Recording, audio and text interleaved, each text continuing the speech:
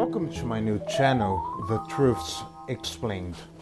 I'm HUGO Pellegrino, and today I'll be talking about the history of the auto cue or the teleprompter.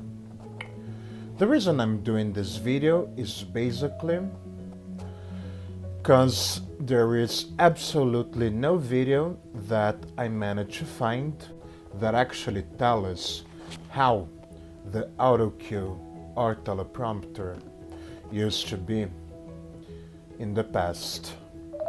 But first, remember to subscribe to the channel and comment on the video. Nowadays, any one of us can come and read out of a script, since there are many websites that allow us for free to be reading and telling the stories we want. But in the past, things were amazingly different. According to Wikipedia, because the speaker can look straight at the lens while reading the script, the teleprompter creates the illusion that the speaker has memorized the speech or is speaking spontaneously. Looking directly into the camera lens, notes or cue cards, on the other hand, require the presenter to look at them instead of at the lens, which leaves an impression of distraction.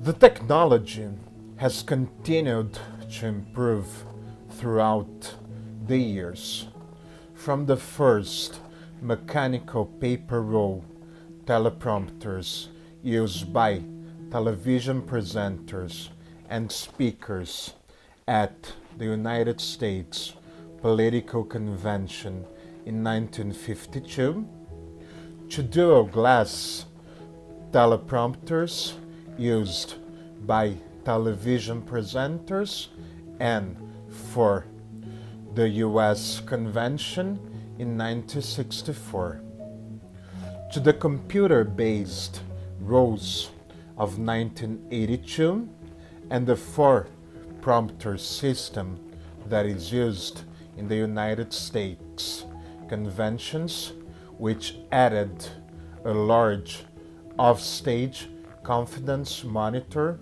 and insect lecterns monitor in 1996, to the replacement of glass teleprompters at the UK political conferences by several large offstage confidence monitors in the year 2006.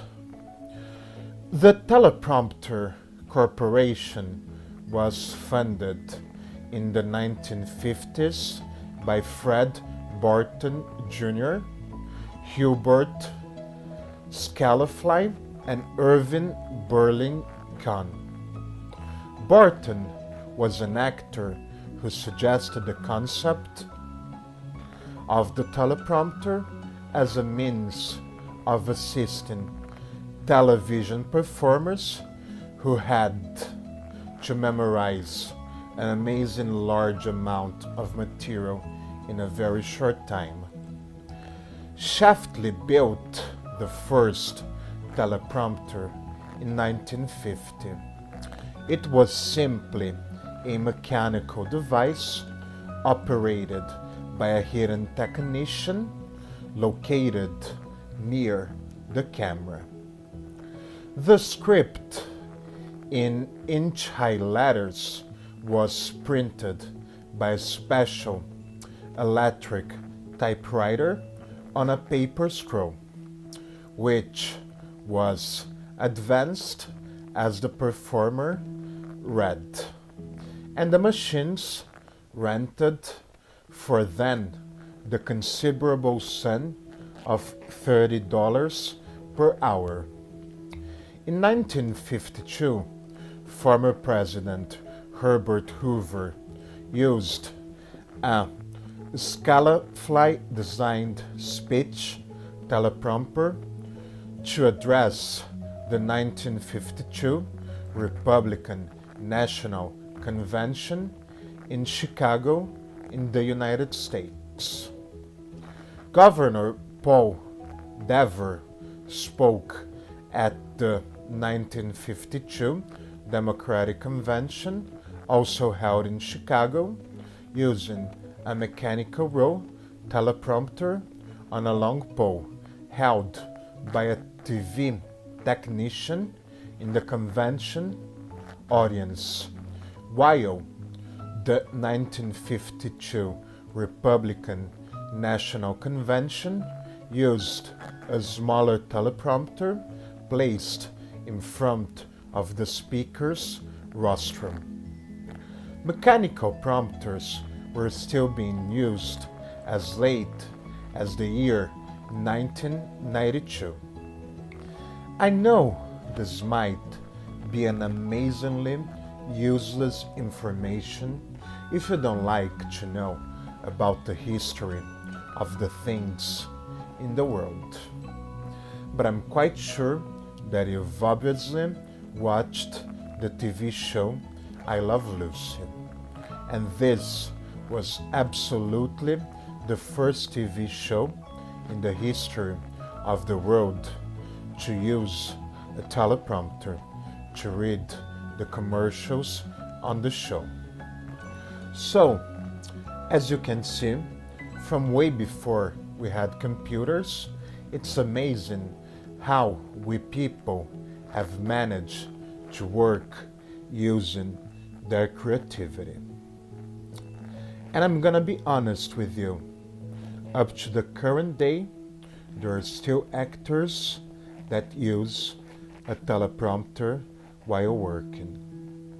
On the next time, I'll be talking about what is called an ear prompter.